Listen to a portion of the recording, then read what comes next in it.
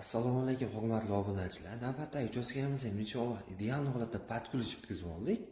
Qisqacha obzor qilamiz buni. Bismillah.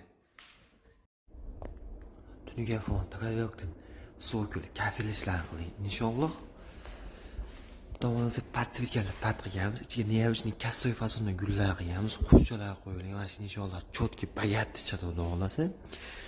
Gullarimizni вообще ideal chotki chiqib qo'ydi xudo xolasa. So'kilimizga Xitoy angola bilan kafildan foydalanganmiz. High-tech fasonda bo'lgan.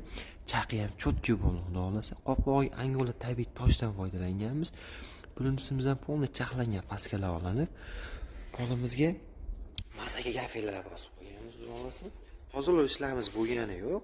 Inshaalloh tozalash ishlari bo'lsa, yana videolar qo'yamiz. Inshaalloh chotki chiqdi. Kalonimizni qilganmiz. Shu chotki chiqdi bu ham. Tamomdan faqat tozalash ishlarimiz qoldi. Inshaalloh kunduzgi holatlarni qo'yamiz xudo xolasa.